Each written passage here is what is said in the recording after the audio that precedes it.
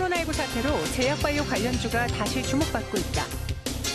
과연 제약바이오는 위기의 우리 시장에서 대안이 될 수 있을까? 슈퍼 주주총회까지 앞두고 있어 더욱더 이목이 쏠리고 있는데 제약바이오 관련주를 둘러싼 이슈를 집중 분석해보는 시간 마련했다.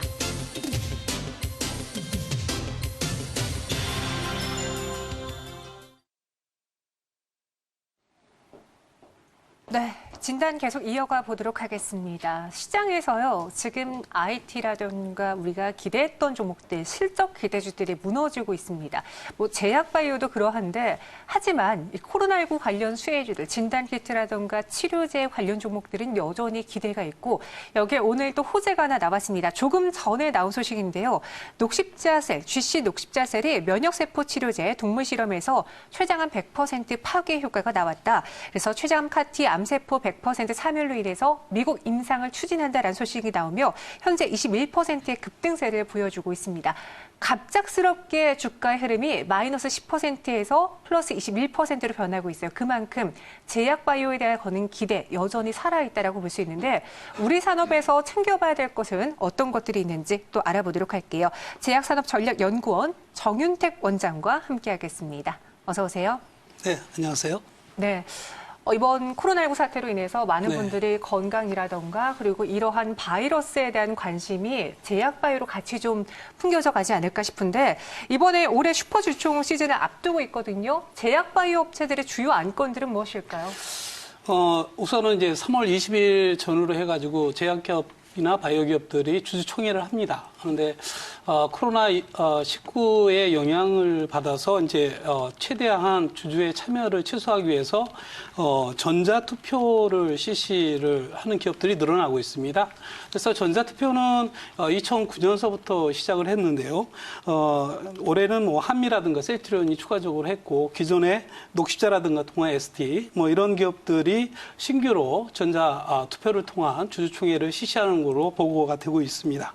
그래서 올해 가장 기업들이 이렇게 주목해서 주총의 안건들을 보게 되면은요. 우선은 사회이사를 대거 교체를 했다는 것입니다. 이 사회이사가 하는 역할들은 결국은 그런 사업에 대한 다각화라든가 신사업 발굴이라든가 이런 전문성을 갖다가 같이 접목을 하기 위한 그런 노력들을 보여주는데요. 모 매체에 의하면 뭐 14개 기업 중에 사회이사가 이제 24명 중에 20명을 교체를 했다라고 합니다. 이렇듯 이제 제약기업들이 이제 어떠한 생존과 전략 측면에서 다각화를 모색을 하고 있는데요.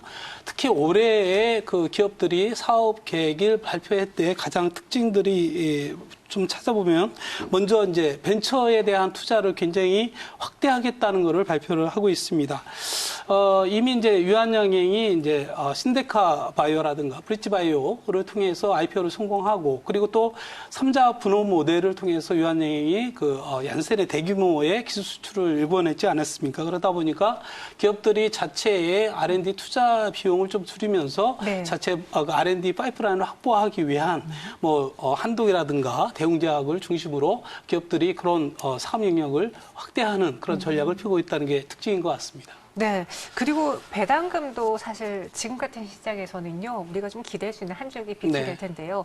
제약기업들의 실적은 어땠는지 그에 따른 배당금의 지금 큰 상황도 한번 짚어볼게요. 가장 배당금을 많이 주는 기업으로는 어떤 것들이 있죠? 우선은 현금 배당 100억 이상 한 기업들이 작년에 4개였는데 올해 5개로 늘어났습니다. 그래서 녹십자 홀딩스라든가 아니면 부광약품, 유한양행 녹십자 이런 순으로 100억 이상의 그리고 또 시가총액 대비해서 많은 배당을 하는 걸로 되어 있습니다. 우선 그 배당이라는 것은 기업들이 실적을 기반으로 하기 때문에 전통적으로 뭐 실적이 좋은 기업들이 배당을 많이 하는 것으로 이제 보고가 되고 있습니다. 네.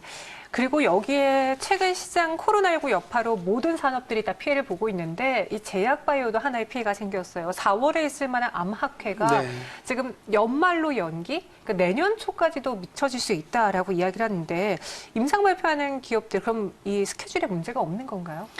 그렇습니다. 우리 제약 바이오 기업들이 네. 이제 과거에 어떤 내수 중심보다는 신약 개발을 통해서 글로벌 진출을 모색을 하고 있습니다. 그리고 또 상당히 성과들도 많이 만들어내고 있고요. 그래서 이러한 세계적인 유명한 학회 진출을 통해서 발표도 하고 검증도 받고 하면서 또 다른 성과를 만들어낼 수 있는 기회 요인들이 좀 사라진 부분들이 안타깝습니다. 그래서 당장 이제 보게 되면은 미국에서 지난 이제 3월 초에 있었던 미국 그 레트로바이러스 감염 학회가 온라인으로 실시를 했었고요.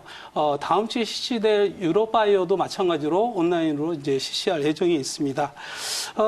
그런데 이제 가장 또 중요한 부분들이 이제 그 5월 말에 있는 세계 최대의 임상 조경 학회가 있습니다. 아스코인데 이게 이제 어떻게 될지가 좀 관건인 것 같고, 그리고 또 같이 연동을 해서 6월 초에 미국에서 그 US 바이오가 있습니다. 그래서 이런 장들이 우리 기업들의 입장에서는 상당한 좋은 또 알릴 수 있는 기회가 좀 어느 정도 기회비용이 사라지는 기회가 사라지는 그런 어려움이 있는데, 다만 또 한편으로는 생각을 해보면 네. 과거에 이제 기술 수출했던 종목들을 쭉 보게 되면은 1월달에 JP 모건 헬스케어 컨퍼런스가 있었지 않았습니까? 네. 이런 부분들이 이미 거기서 상당 부분 논의가 됐었고요. 그래서 그런 부분들을 바탕으로 이제 기술 수출이라든가 이런 부분들은 같이 협업을 해서 그런 학회를 통해서 않더라도 좀 지속적으로 할 수 있는 부분이 되지 않겠는가라는 생각이 들고요. 네. 그리고 또 이제 상반기가 어느 정도 이제 그 코로나 19가 어느 정도 종식이 되면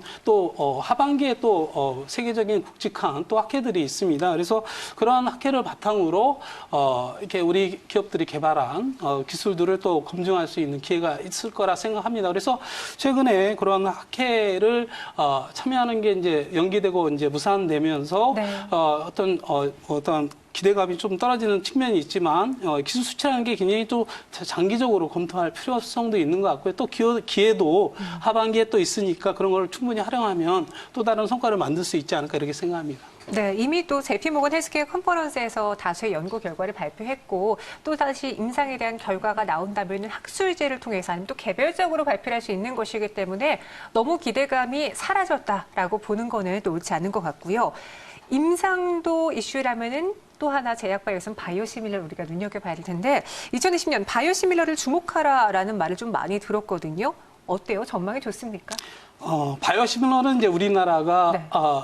지난 2023년에 셀트리온 레비시마로서 최초로 항체 바이오시밀러를 성공을 하면서 네. 세계적으로 인지도가 퍼스트 무버라는 거는 전 세계적으로 인지하는 그리고 또 인정하는 부분인 것 같습니다. 실질적으로 보게 되면 전 세계 4대의 바이오시밀러가 3분의 2가 한국에서 이제 생산이 되고 있습니다. 특히 이제 삼성바이오로직스는 세계 최대의 생산을 하는 기업으로 돼 있고요. 그리고 이제 셀트리온이 이제 지난 이제 미국에 레비시마로 이제 매출을 급속도로 이제 확대를 하고 있는데 작년에 기준으로는 3,500억을 했다라고 합니다. 그리고 또 전반적으로 지난해 거의 1조 원 정도 수출을 성과를 일궈냈고요. 거기에 또 추가적으로 이제 트룩시마 그다음에 허즈마가 또 트룩시마는 작년 이제 4분기에 이제 출시를 했는데 상당히 높은 비율로 이제 점유를 하는 걸로 보고가 되고 있고 거기에 이제 허즈마까지 올해 또 추가적으로 발매를 한다라고 하면 성과를 많이 일궈낼 수 있지 않을까 이렇게 생각합니다. 그래서 이런 그 바이오시밀러에 대해서도 그 외에도 알테오제인이라든가 이주 앱지스라든가 펜젠 등도 R&D라든가 아니면 글로벌 진출을 위해서 노력을 하고 있는 그런 상황인 것 같습니다. 네, 그리고 이건 제 개인적인 생각인데요. 이번에 코로나19가 종식되고 나면은 많은 국가들이 코로나19에 대응하는 우리 의료진들의 기술들을 받잖아요. 그렇기 때문에 확실히 의료 강국으로 떠오르면서 인식도, 홍보 효과도 될 것으로 보여지거든요. 코로나19 사태 진전 이후 제약바이오 이러한 흐름 타서 같이 올라갈 수 있는지 전망도 마지막으로 들어볼게요. 그렇습니다. 이제 네. 제약바이오는 한마디로 이제 우리가 주권과 관련된 사항이라고 생각합니다. 옛날에 이제 사스라든가 이런 측면에서 볼 때 자국적으로 얼마만큼 갖추었느냐. 그래서 이런 위기 때마다 다시 주목을 받는 게 제약바이오라고 생각합니다. 그래서 과거에 이제 메르스 사태가 2015년에 우리나라에 창궐을 했을 때 병원 내 감염으로 기업들이 이제 병원 내 감염으로 이제 그 환자들이 그런 병원을 가는 거를 주저를 하고 그러다 보니까 기업들이 굉장히 매출이 굉장히 타격을 입을 것으로 예측을 했었지만 네. 실질적으로 결론적으로 보면 2015년은 큰 성과를 냈던 부분입니다. 그래서 한미약품이 뭐 8조 원 정도 거기에 이제 26개의 테마에 9조 3천억 정도의 기술 수출을 해냈던 한 해입니다. 그래서 위기 때에 결국은 제약 바이오 기업들이 주목을 받을 수밖에 없는 것 같고요. 그런 측면들을 우리가 고려를 해 본다라고 하면은 제약 바이오에 대한 어떤 기대를 갖고 지속적으로 지켜보는 것이 필요한 것 같습니다. 그리고 또 기업들도 마찬가지로 이러한 그 현재의 그런 위기감들을 제가 볼 때는 이렇게 미래지향적인 측면에서 투자와 적극적인 그러한 글로벌 진출에 대한 모색 이런 부분이 같이 맞물린다라고 하면은 2015년도에 일구었던 그러한 또 대규모의 그런 성과들을 또 만들 수 있지 않을까 이렇게 생각합니다. 네, 이렇게 제약 산업에 대해서 이야기 들어봤습니다. 투자 전략 시 잘 참고해 보시길 바라겠고요. 저희는 여기서 인사드릴게요. 오늘 말씀 고맙습니다. 네.